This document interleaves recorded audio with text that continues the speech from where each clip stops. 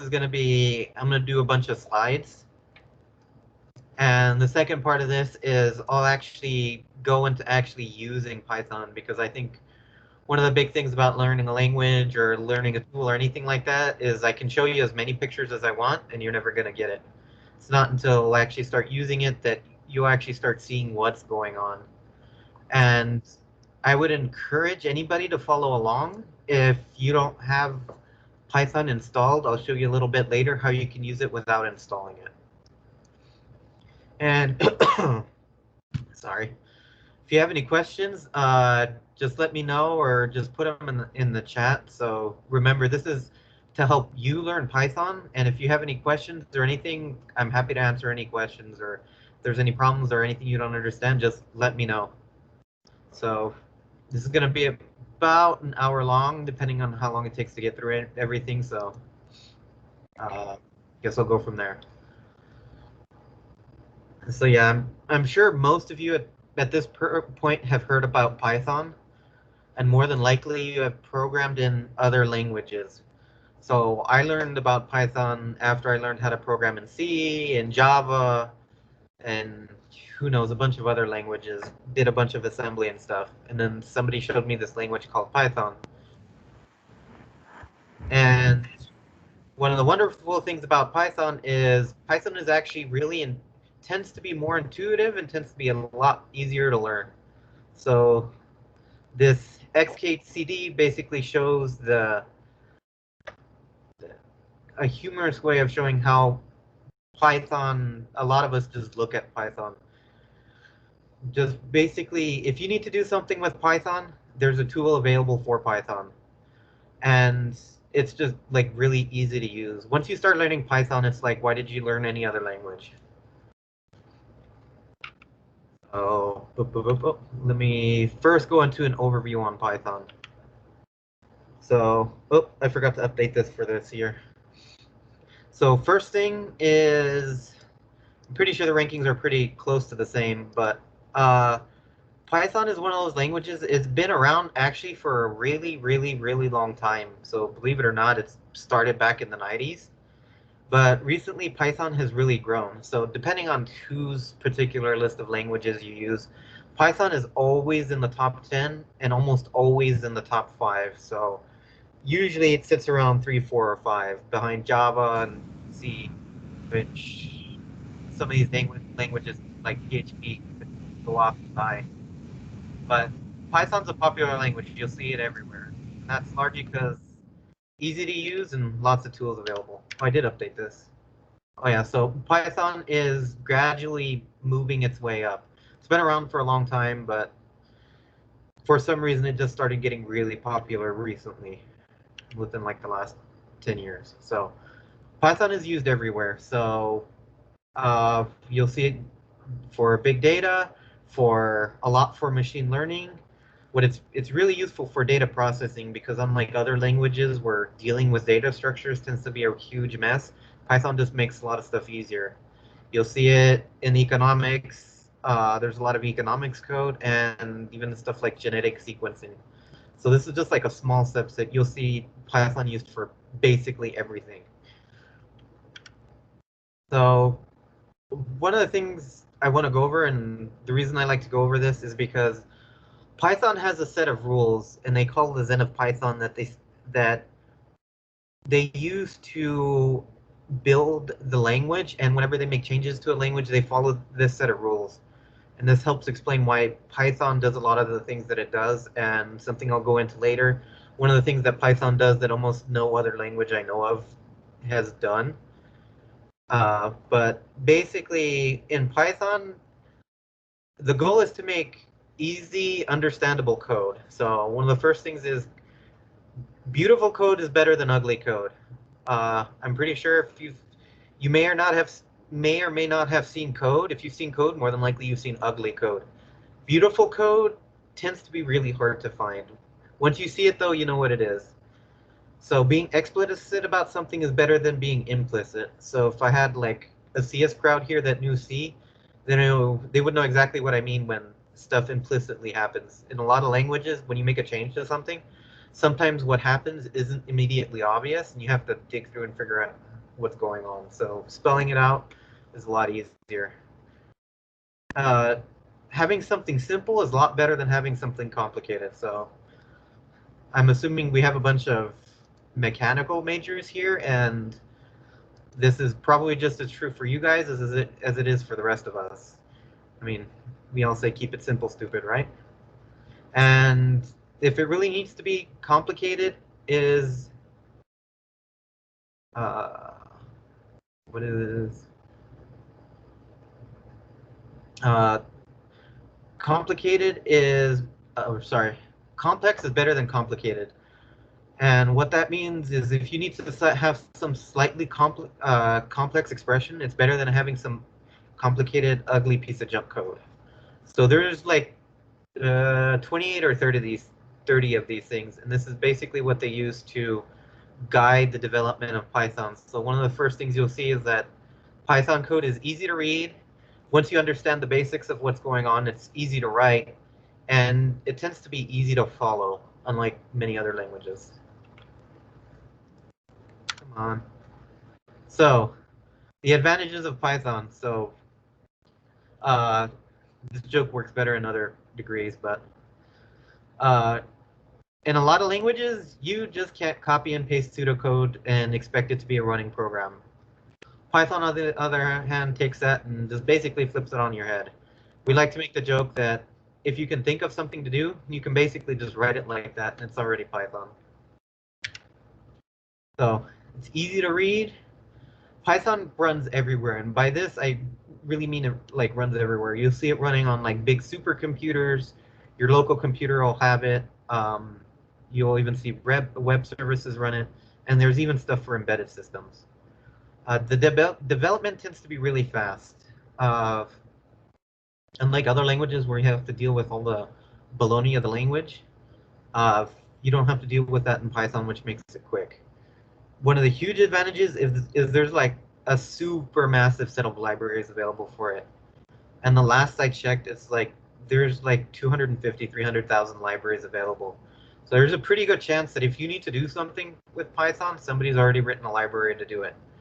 And from personal experience, I can say this is basically almost always true. If I needed to do something, there's almost always an easy library available that'll let you do it. It's also multi-paradigm, which unless you're doing interesting stuff, this doesn't matter to a lot of people. This basically just means it can do object-oriented programming, functional programming, and a bunch of other different things. And the last thing is, if you can dream it, basically there's a way to do it in Python.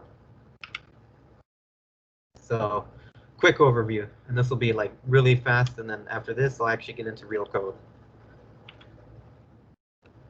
So important thing is Python is interpreted. So the reason this is important is because this means that statements execute one at a time. With another language like say C or Java, you have to take all of your code and you have to compile it first, and then you can run it. So this has a couple of, each method has a couple of advantages and disadvantages. So the advantage of being interpreted is that statements execute one at a time, which means that if you have an error or a bug, whatever statement caused the error, that's the one where the program is going to stop at. On the other hand, if you're compiling code, what'll sometimes happen is you get an error on one specific line that the compiler will tell you, I have to stop here because there's a problem. And the error isn't necessarily always on that line. Usually it's in the general area, but sometimes it can be a few lines behind or a few lines ahead. This also means that Python syntax checking is really basic. So one of the things that you always see in every other language is the horrors of a misplaced semicolon. So the advantage of a compiled language is that it'll almost always catch it when you're compiling the program the first time. On the other hand, if you're running Python, it'll do some basic checking, but if you goofed or made a typo somewhere, it's not going to notice that until much later on, until you've maybe run through a couple of hours worth of running a program. And one last thing, and This depends a lot on the type of Python environment you're using.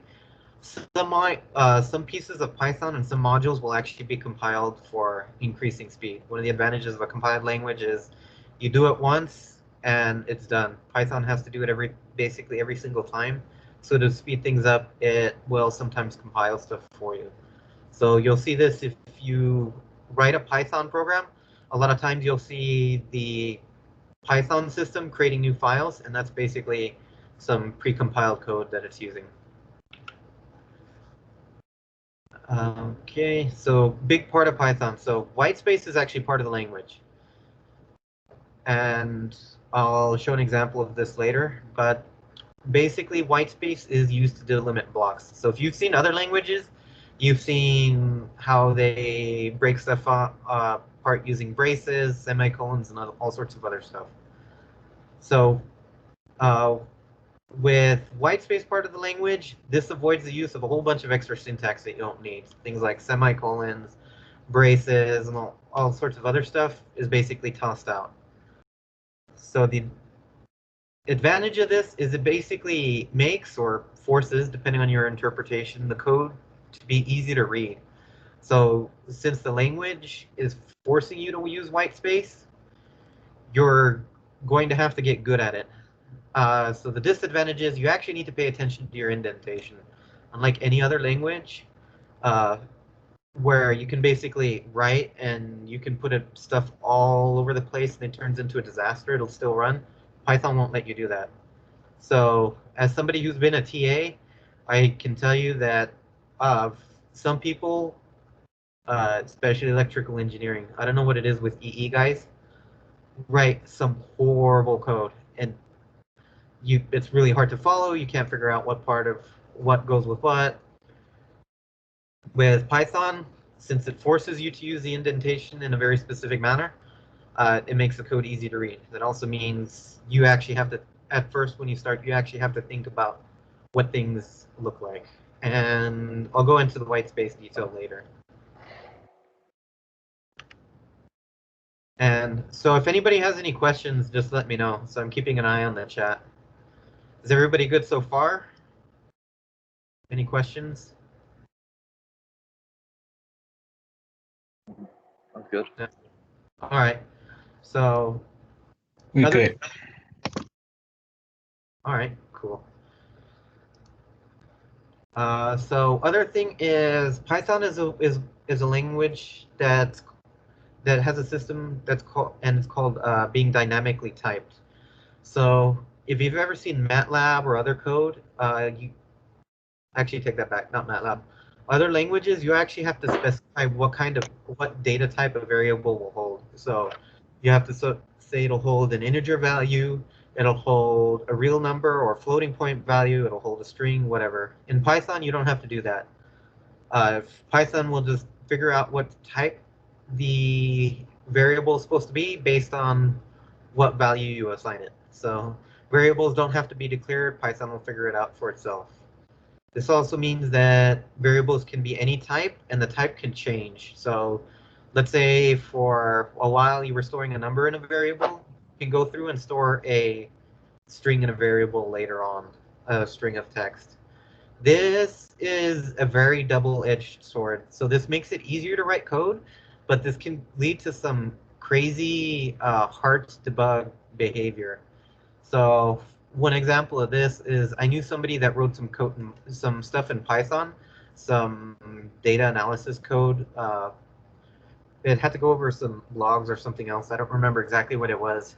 And for like a month, he had this crazy bug where the code would run fine, but under this one specific case, if it got one specific kind of input, all of a sudden all the data that he had would get wiped out. So he tried figuring out for a month what in the world was going on. So after a while, he eventually figured out that what happened is that at some point in his code, he reused a variable name without realizing it. And in this case, he had like a list of items, a list of all his data, and then he reused that exact same variable for just like to add something together. So what ended up happening is, since Python didn't care that anything changed underneath, it happily deleted all his old data and reassigned stuff. So you can do this, but be careful. And the other thing, last thing, I think big thing is that Python uses sets really heavily, sets of different sets of data. The specifics of this aren't too important right now, just that you're aware that this is what it tends to do, and this is largely what it's built around. So it has these things called lists, and a lot of times you'll see people call lists arrays, but that's uh, really inaccurate because lists are a lot more powerful than arrays, and they have some disadvantages that arrays don't have. It also has things called tuples and dictionaries. So I'll probably go over lists. I might hit dictionaries today. And yeah, so it has, these are the basics. It has a bunch more though. Now, since it's built around using these lists and these different types of list constructs, it has a huge set of built-in set operations. So in another language like Java or C or whatever, if you want to use a list, there's a whole bunch of hocus pocus you have to do in order to add stuff to a list, remove stuff to a list, or whatever. Python just does this for you. And this is a thing that is really important. So one thing about Python that Python does that very few other languages will do is that when they do a major version of Python, and the most current is from Python 2 to Python 3, is major Python versions might break features and might break lots of features in different ways. Uh, so a little bit of historical background. Python 3 was introduced back in 2008, but a huge part of Python 3 isn't compatible with Python 2. So there's like basic things like printing stuff out works differently in Python 3. Other stuff is a little more subtle, like division between Python 2 and Python 3 work differently. And a lot of this comes down to they started adding features in Python 2 and they wanted to add more and more stuff and things just turned into a mess. So they decided with Python 3, they're going to throw out the stuff that doesn't work. They're going to try to make it cleaner and better, and then they call that Python 3. But that also meant that code between the two versions doesn't work.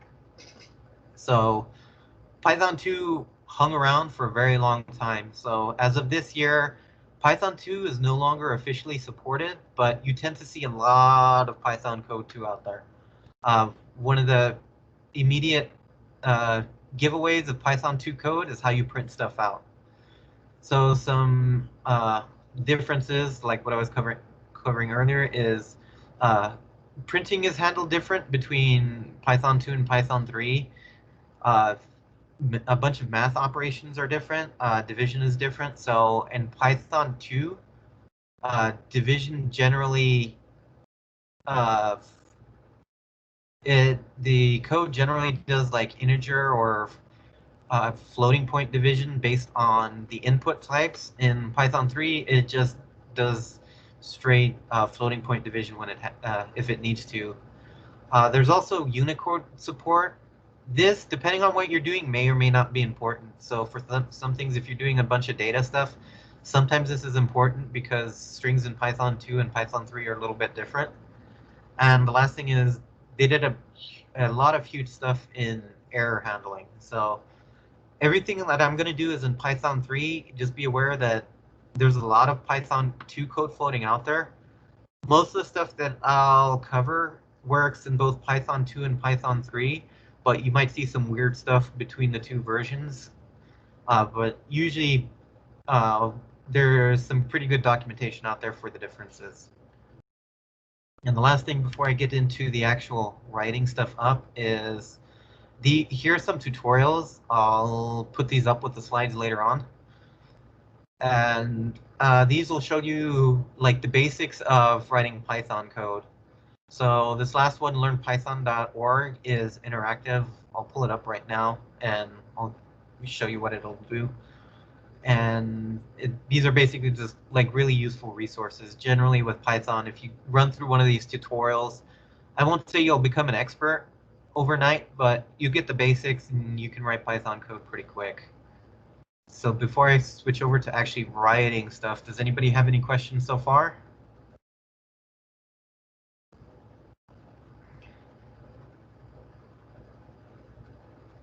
No questions? All right, cool. So let me switch over to actually this. Okay, I don't know why my camera keeps dying on me, but where? All right, so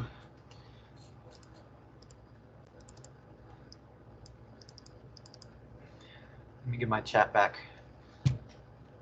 So this is the learnpython.org website. The reason I bring this one up is because this is a website that gives you a lot of basic tutorials over stuff. So the ever-present Hello World program and stuff. So this will go through the little pieces one by one. But what it also does is it has interactive sections. So this is like the Hello World program. And if you run it, once it actually goes, you'll actually see the results on the other side. So that's one of the useful ways to do this. And then there's another tool that I use. So yeah, okay. So I'm gonna stick with this for now. So this is just basic intro tutorials that you can play around with, and you can edit the code. So print and do another print.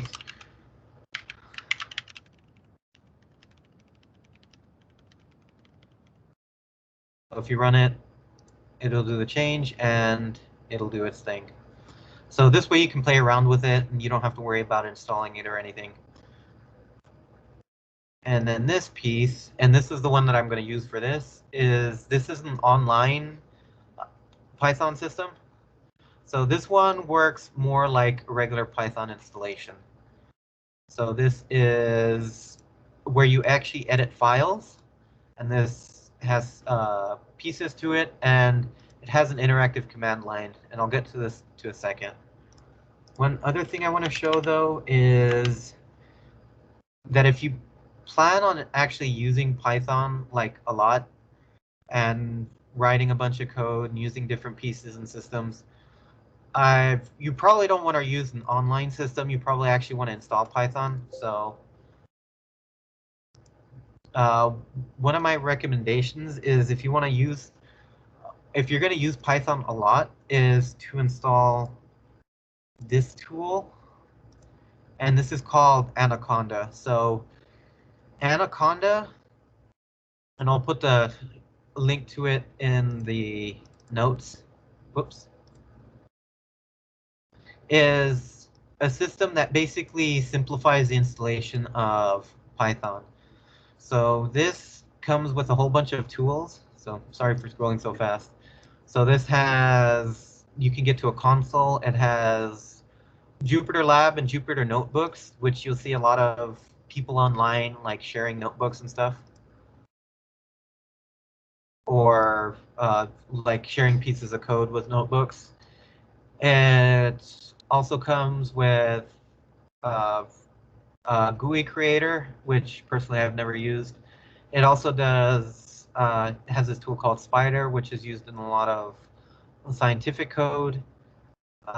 You can do visualization. I don't know how much mechanical uses R. I see it a lot in CPS, civil, and math. And it also has VS Code that comes with it, so it simplifies a lot of these things. And it has a whole bunch of other tools and plugins you can install.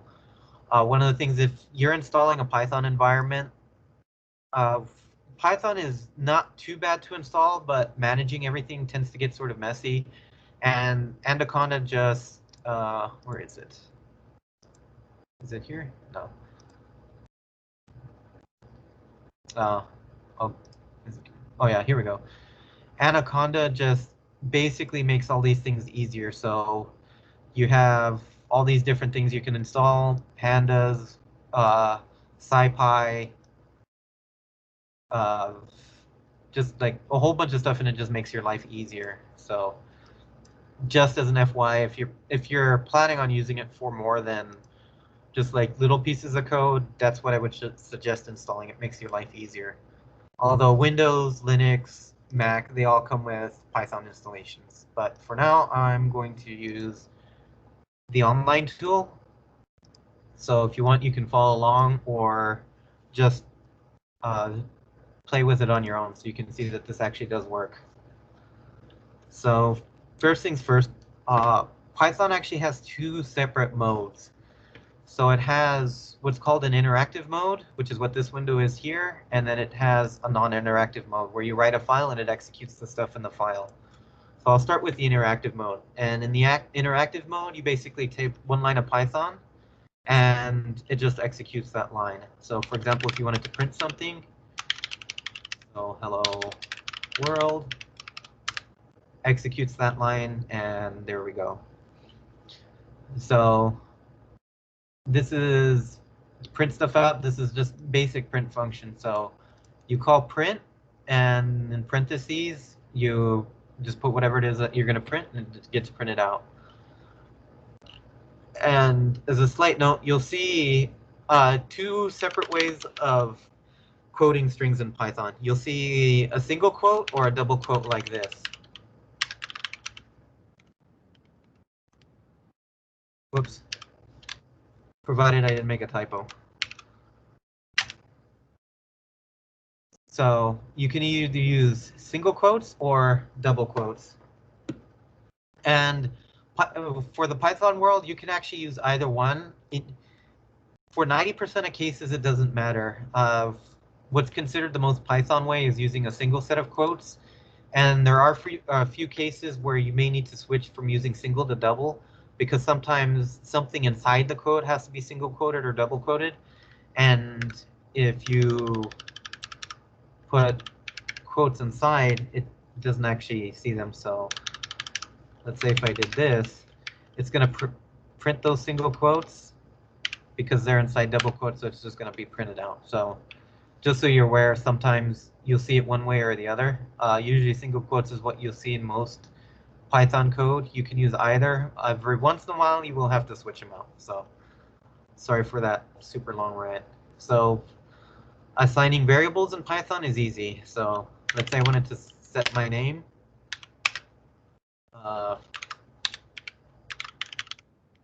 Like that.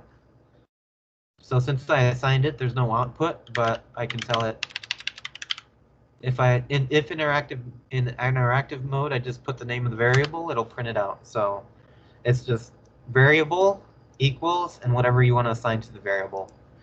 And then in interactive mode, it prints it out. And I can also print variables in Python. And I'll do this. So this is the more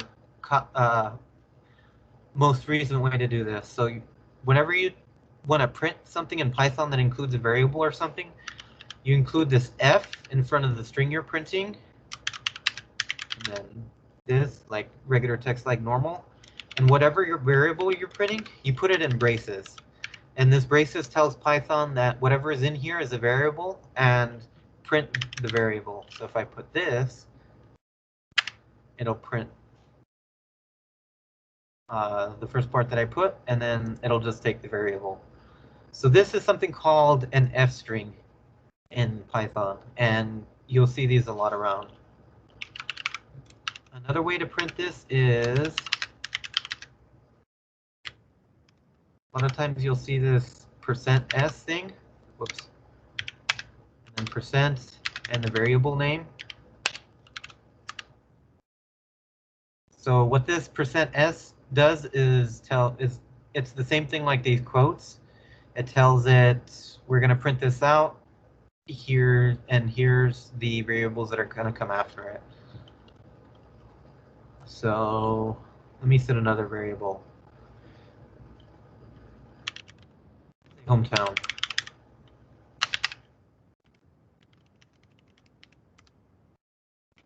So if I wanted to have more than one thing print out, whoops. So with the F string, would do it like this. So F, which stands for formatted, and my name is name. And what do I call it? Hometown.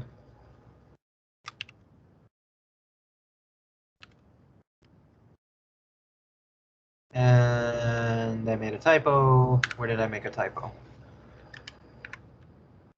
Oh, okay. So this is one of those cases where I probably want to double quote it because there's an apostrophe here, and it's not going to want to print that out. So in other languages, you would have to do something funky like escape this. In this case, I can just use double quotes and it'll fix my problem. There we go.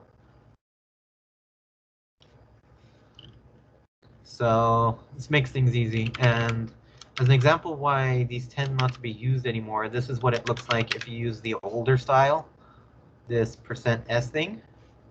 So my name is %s.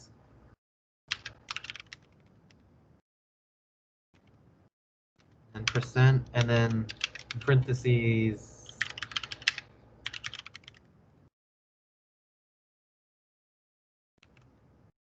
and yeah. So this is why they tend to use F strings, because they're easier to understand, because you can say my name is from, and this is what I'm printing out. Here you have to keep track of all these % things and figure out what else is going on here. So this is why most of the code that I write uses these F strings, but you will see a lot of these all over the place. And this is one of those things that's a dead giveaway that whoever wrote the code or the code itself is Python 2, because this is a very Python 2 thing. There's a couple of other ways to print that have come and gone, just so you know. But the most common nowadays is this F-string thing. And in my opinion, it's one of the cleaner ways to print. So let me do something a little more interesting. So let's say a numerical value. So let's say pi.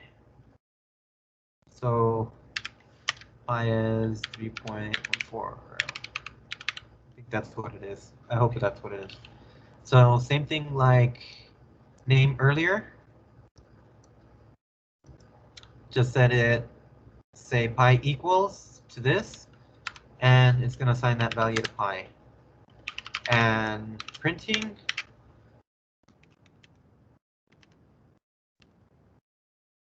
let's do this, and there we go. It'll print it out. Now you can also format the output, and the way to format the output is after the name of the variable in the braces, you put a colon, and then how you want to format it. So the most common thing you'll probably format is numbers, and the basic format is a number, a decimal point, and then another number. So the number after the decimal point tells it how many digits you want it to print out. This isn't necessarily digits after the decimal point, but the number of non-zero digits. So if I do 2, it'll do this. If I do 4, it'll do 1, 2, 3, 4. By the way, can you guys see my cursor? It should show up, but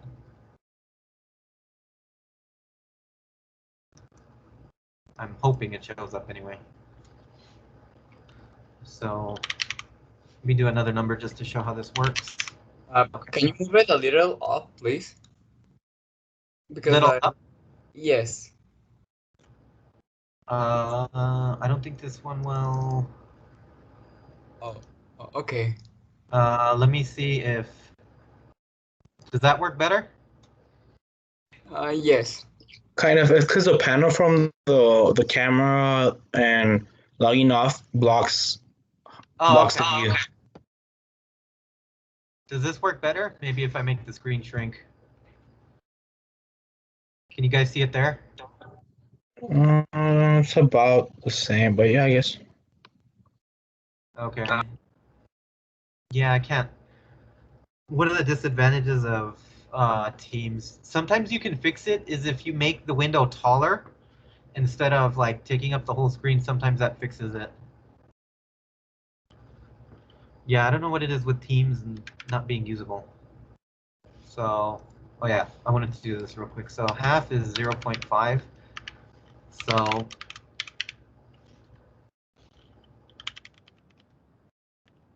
wanted to print half. Whoops.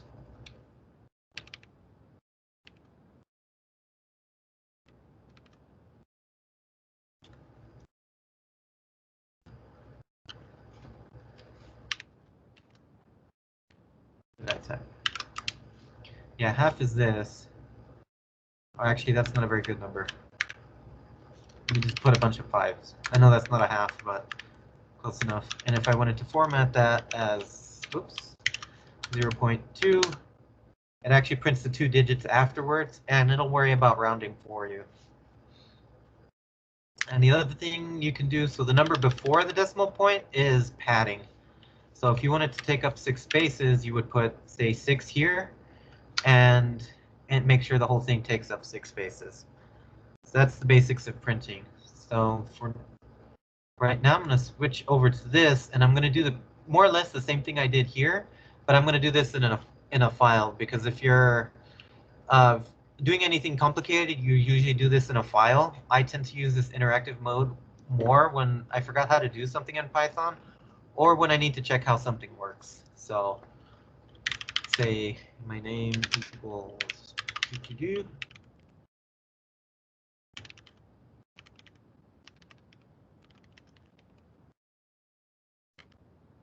And let's do the Py thing.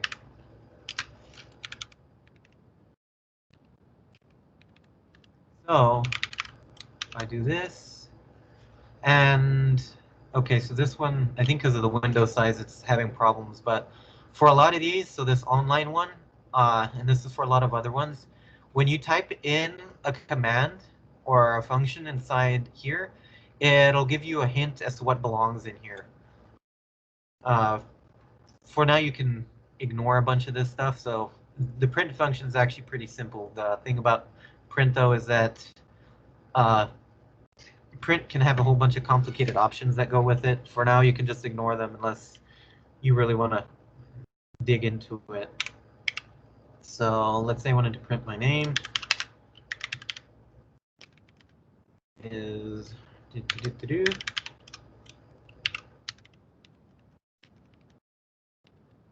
right. I'm doing the same mistake I did earlier.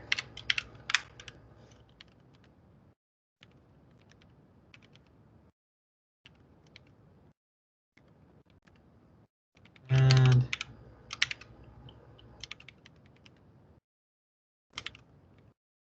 I'm gonna do this as is.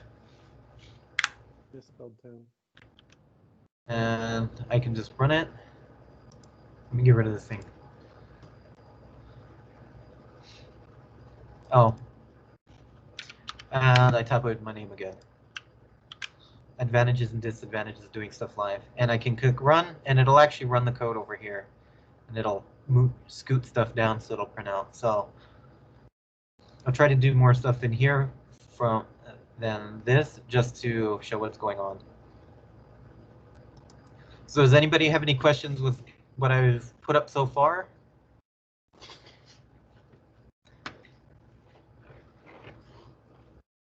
No questions so far? All right. No. All right, cool. So let me think of where I want to go. Okay. All right. So lists, and actually, let me do loops first, and I'm going to just do a simple loop. So let's say I wanted to add the numbers from 1 to 10. Oh yeah, so one other thing I forgot to mention, and I don't know why, normally I always remember this, is comments in Python you start them with a hashtag. So hashtag, and then whatever you write, it's not going to execute. So these are just comments. And what I'm going to do here is I'm going to add the numbers from 1 to 10. Actually, from 0 to 10. So that's just a comment. So that's something you put in there as a note to yourself or anybody else that looks at your code. And my suggestion is always comment your code, because even as a CS major and somebody that writes a lot of programs, if you remember what your code did after more than a week, consider yourself lucky. So loops in Python. So loop in Python, so I'm going to do a for loop, and this is probably one of the most common loops you'll see, is for, and then you have to declare a variable. I'm going to say number. Whoop.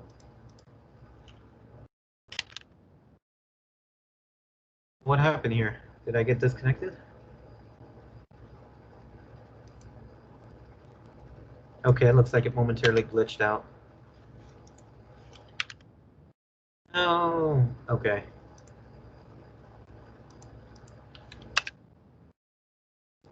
Okay, let me copy this and let me reload this because apparently glitched out. Yeah, this is a disadvantage with doing stuff online. Sometimes it works. There we go. So for number, and then it uses this in construct, and I'll show you in a little while why it does this. And I want to go in the range up to 10. And whenever you're doing a block of code in Python, this is basically the way it works. So regardless of whether you're doing if statement or whatever. So this is a loop. So you say for and whatever condition you're doing, and you end the statement with a colon. And this tells it the next block is what you're doing for a loop. And in this case, it's automatically indenting it for me, but it'll you tab in one, and this is basically what's going to execute as part of the for loop. And we should have actually added a sum 0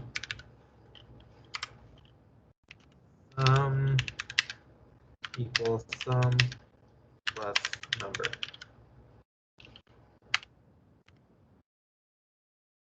And then I'm just going to print it out.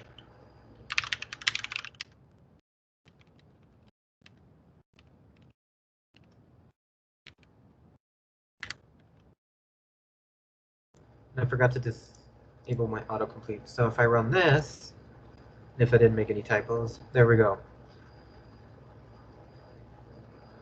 So we'll start with sum 0, and it's going to go through this loop 10 times.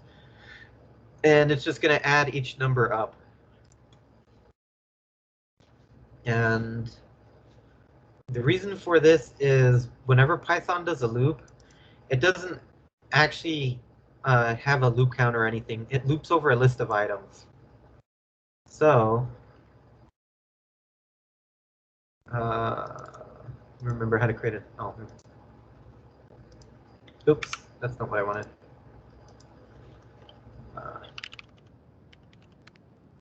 Create a separate file for this. So what this range function actually does, actually let me leave this up, is it creates something called a list.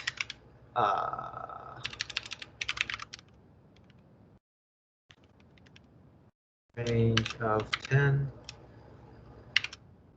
Actually, let me do this.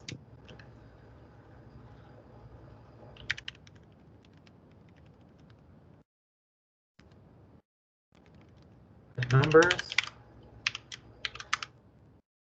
Why is it not? Oh.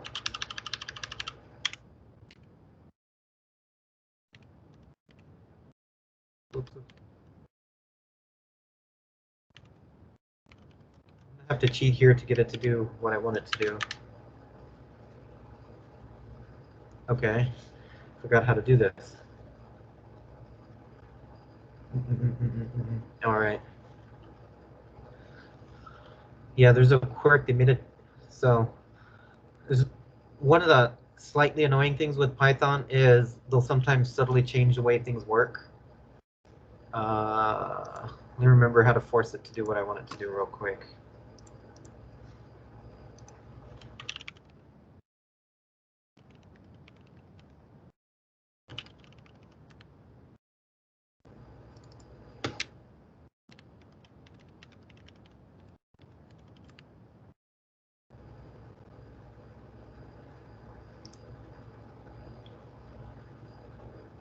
Okay.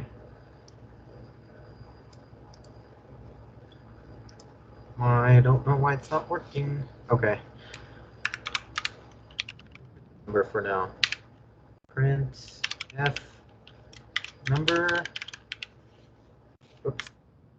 Wrong there. There we go.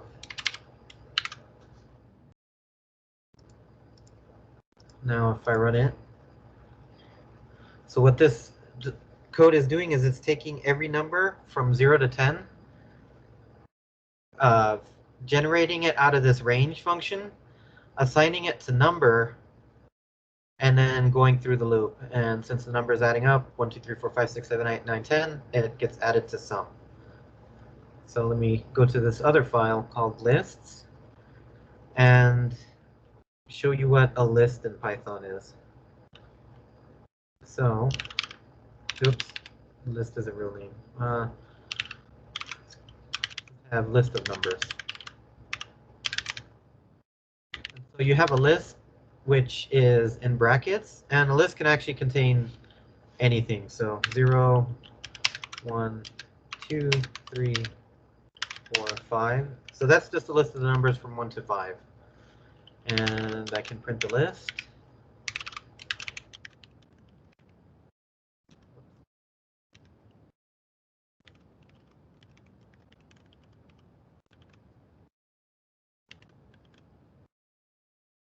Run this and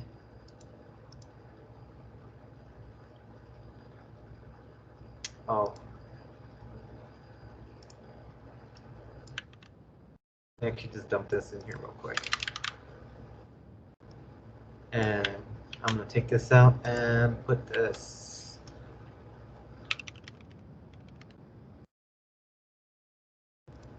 Oops, there we go.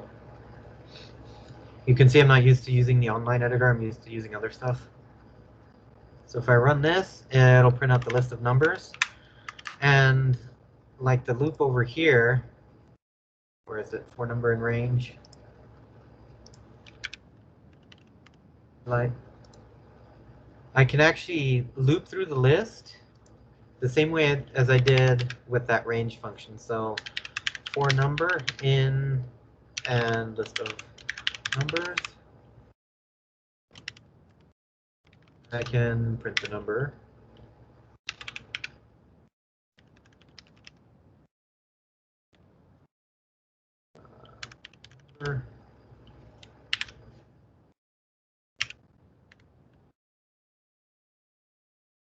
And there we go. Get rid of this again. And what this, so this is what basically what this for loop is doing, is it takes a list of items, any items, and it goes through each item in the list one by one by one by one by one.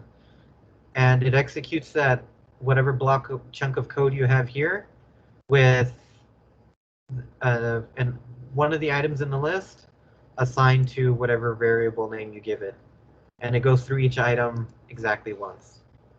And the thing about lists is you can stick anything in a list and it doesn't have to be consistent. So I can have a number, say 3, 4. I can have a string of text, say my name, and I can even have a list inside of a list. So 1, 2, 3. And stuff. And if I do this, it will happily go through every item in the list. Turn off the autocomplete because this is getting annoying.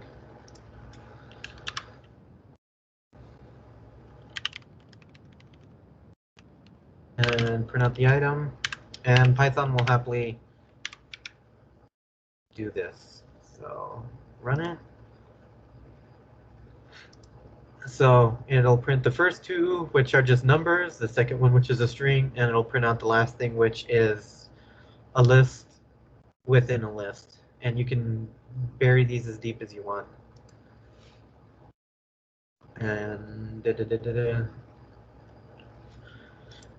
Does anybody have any questions so far about the loops or the list or anything?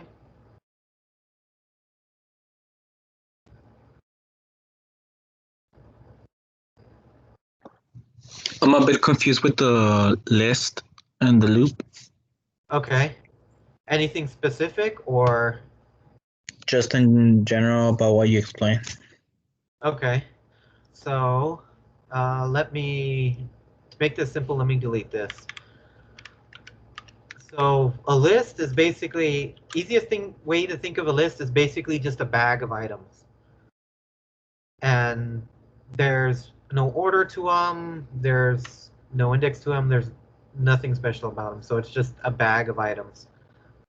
So in this bag, I have the number 3, I have the number 4, I have my name, and then I have another list.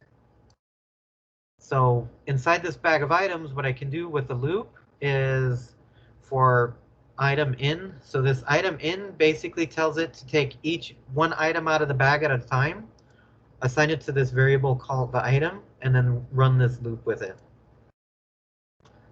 So that's what this is doing here. So let me rerun this. And what it's, so I have the item, sorry, for some reason I keep trying to point to the screen. Can't do that here. So I have this item 3. It pulls that item 3 out of the bag. And it runs this, it assigns it to item here.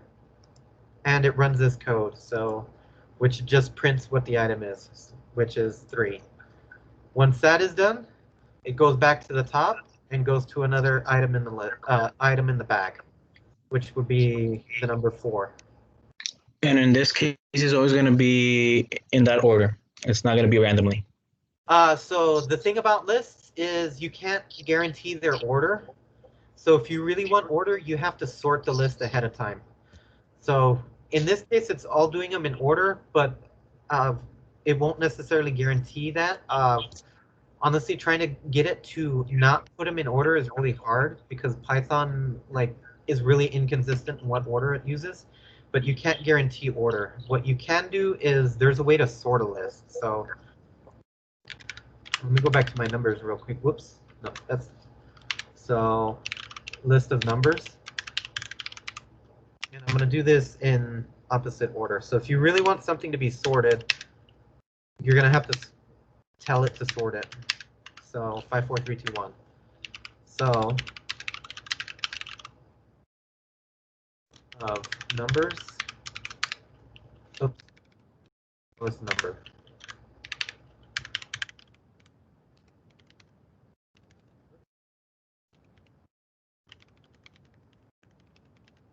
And number. I wish I could show you how it doesn't keep the ordering, but that's semi-random the way it does it. Okay, so in this case, it's printing the list in whatever order I gave it. I wonder if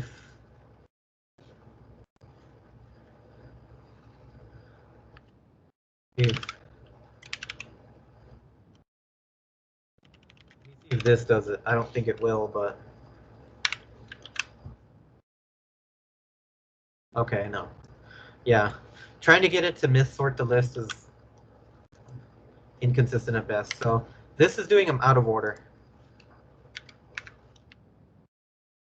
You can generate a list in increments of 5s or whatever.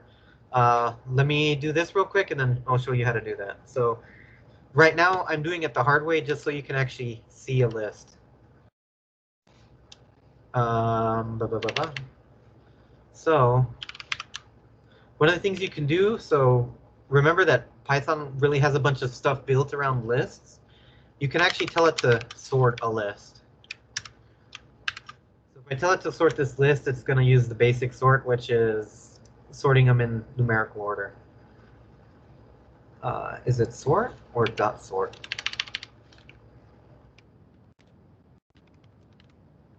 Or is it sorted? Okay. It's either sort or sorted. Okay, it's sorted. That's why I use that interactive thing all the time.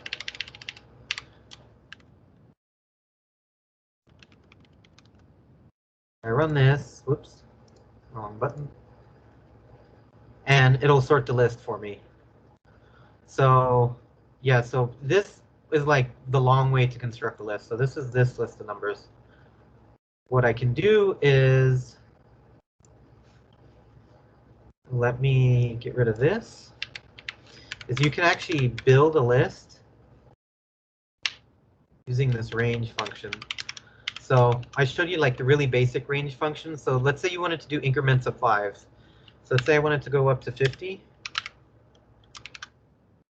And so for the range function, this is the number that you start at. This is the number it's going to end at.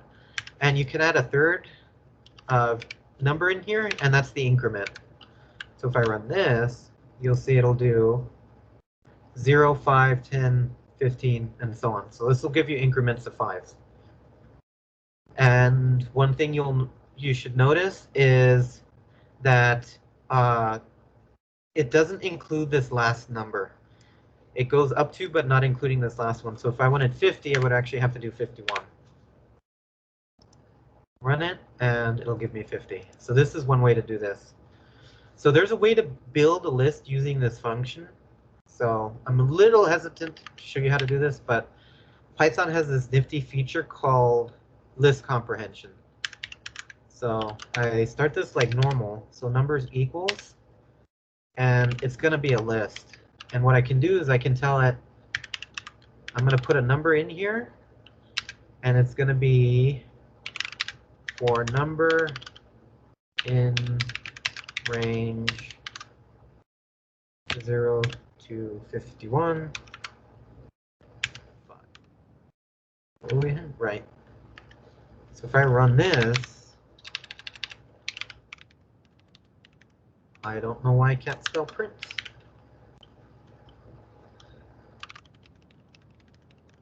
This is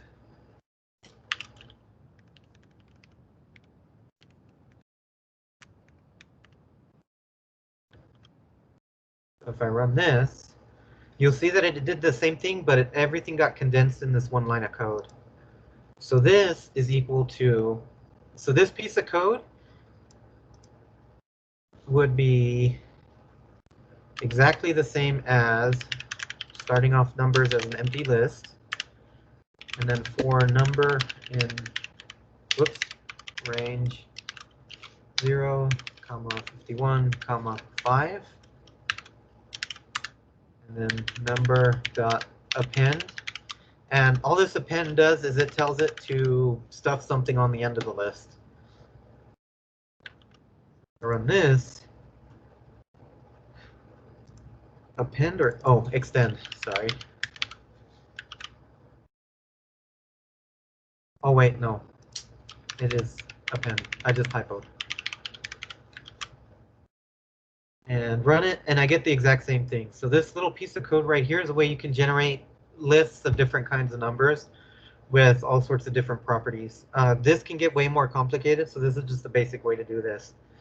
So here, these 3 lines basically get condensed down into this, and this is something called list comprehension. And let me think for a second. I'm wondering if I should go to the next thing or. Yeah, I'll do one last thing real quick, and that'll be if statements. So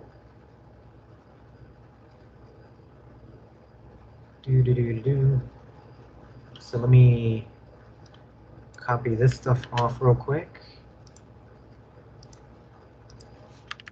in here. Go back here real quick. So this will be the last thing I cover for right now, so that this doesn't end up going too long. And that's going to be if statements. So the one I'll do is we create a list of numbers. 0, 1, 3, 4, 5. Up to 9 actually.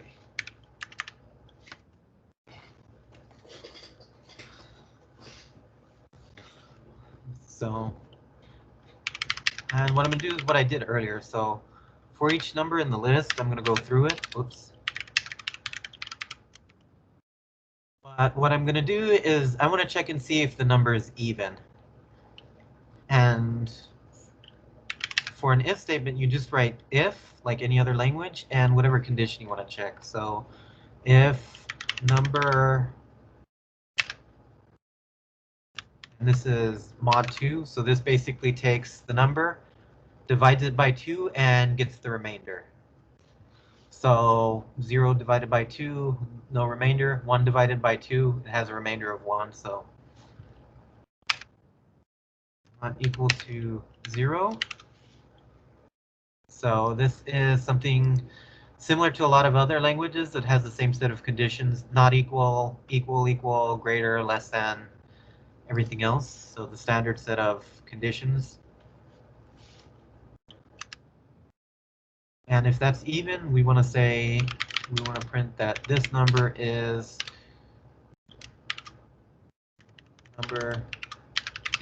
even. So this is going to be the same thing like the if, like the for loop. So this is where the start of the if block starts, and we end it with a colon, and then whatever is here will get executed as part of this if. So if I run this, it'll see, oh wait, right, I forgot my math. So if the remainder is 0, it's even, not if the remainder is 1. This is why I'm not a math major. So it goes through all the numbers, and if it's evenly divisible by 2, the number is even. So we can also have an else. So if this isn't true, we can do something different. So in this case, if a number isn't even, it's odd. Number is odd. And if I run this, it'll do is even, is odd, and so on. So if colon, and this is the block of code, and else colon, this is the other block of code. And you can see that with this, so this is part of this if. Once we back out the indentation a little bit, then we start a new block of code. I don't know how familiar everybody is with other languages, but in other languages you can indent these wherever you want.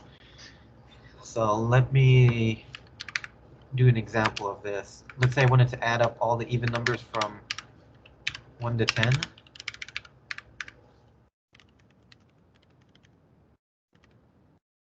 Oh, let me put this here. 10 equals sum of even plus number. I'll just print it out at the end.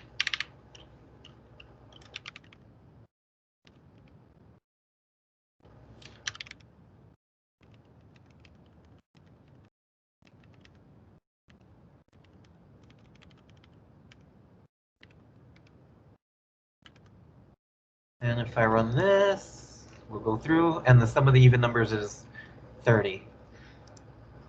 So if I were to back this indentation out, oh, it's actually going to complain because, yeah. Let me actually make this sum of odd because, actually no, I'll just delete this code for now.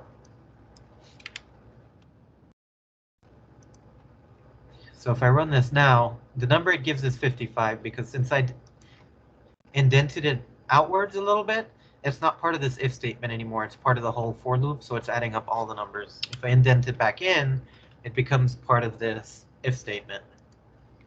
And if I run it again, it gives me the number 30 because it's only adding up the even numbers.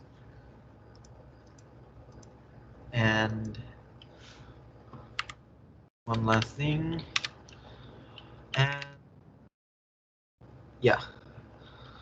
Let's say I wanted to check and see if the number is divisible by 2 and divisible by 3. So first thing is the same. In Python, you can say and or whether two different conditions are true. you can say if number is divisible by 2 and number is divisible by 3, 0, you can say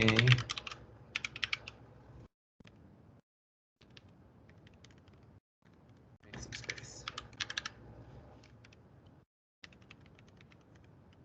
Boom.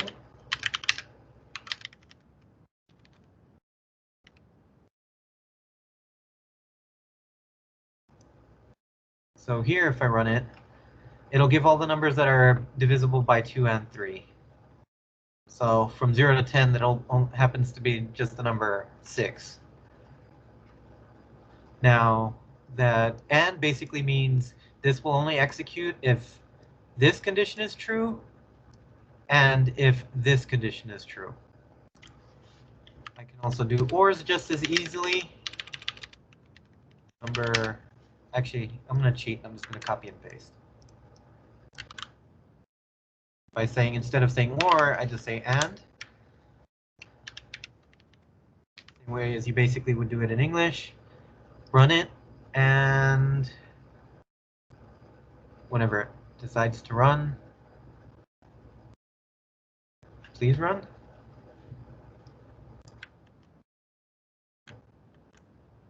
Okay, that took longer than I expected. So 0 is divisible by 2 and 3. Obviously 2 is divisible by 2, 3 is divisible by 3, so these are divisible by 2 and 3, but not 2 or 3, but not 2 and 3. So this is an easy way to chain different conditions together. So we have ANDs and we have ORs. One thing I want to bring up real quick, just in case you do ever run across it, is sometimes you'll see people write stuff like this. Actually, I'm just going to change this. Instead of seeing an equals equals, you'll see is. And I'll run this. I'm not sure if this will give an error. Yeah. So newer versions of Python will give you this error. Is a literal. Did you mean equals equals? And the reason for this error is that this is doesn't mean what you think it means. So for now, try to stay away from anything that you using the word is and just use equals equals, because that means something different, and in some cases it can cause some pretty crazy insane bugs. And the reason that this is giving this error is this isn't actually this is meant to be used to test something else. This isn't testing equality, but whether or not this is used to test more like internal stuff in Python. I'll leave it at that because I don't want to get too deep into that. So does anybody have any questions up to here? Because I'll probably end it up to here because I know some people, this is probably going to start getting to the point where overload. No? All right. Cool. So just yeah, I'll put up the slides and the links for everything. We might be able to set up a channel in Teams. So okay, about that. So there's going to be 2 intro sessions. So there's one today and then one Thursday at 3. And then if there's interest, we'll do a slightly more advanced session of Python where we'll actually do more interesting stuff with Python. We'll get into using stuff like functions and other things. And if you have a specific problem that you want to solve with Python, provided it's reasonably simple, we can actually go over how you would solve that problem with Python. Probably not a homework assignment because I don't want to get in trouble for it, but we can actually show more advanced stuff and how to do stuff with Python instead of these like super generic is even things and all stuff like that. It would be good to register again. Registering has a couple of advantages for us. One of them is that we know who attends. So in the past, sometimes the university asks us if people actually show up to these things, believe it or not. And having people register shows us that, yeah, people are actually interested. Any other questions? So do we send the message again to register or just go back to the same Teams link? Probably the same Teams link. We'll try to keep it the same because that just keeps life simpler. Would you recommend us from the learningpython.org to register for the free course or not really? You can if you want to. Personally, I've never actually done it. I've gone through the individual ones. But that's one of those things that's entirely up to you. All right. Yeah, those will tend to get a lot deeper into stuff that we may or may not get into. Yeah, they do stuff like NumPy and Pandas, which you may or may not use unless you're a more advanced Python user. I know in other places it gets used, but that's sort of your call. It'll show you more of the advanced stuff. Okay. All right. All right. Thank you. You're welcome. Any other questions? Yeah, Pandas is cool. I use Pandas in my research all the time because I need to use it to chew through huge amounts of data, and I don't feel like writing a database and throwing it into an Excel sheet or whatever. It just makes life easy.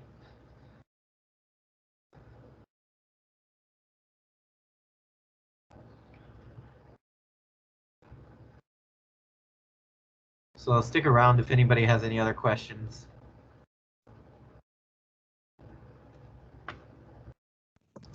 All right. I gotta leave to another classroom, but thank you. Yeah, no problem. That's fine. Bye.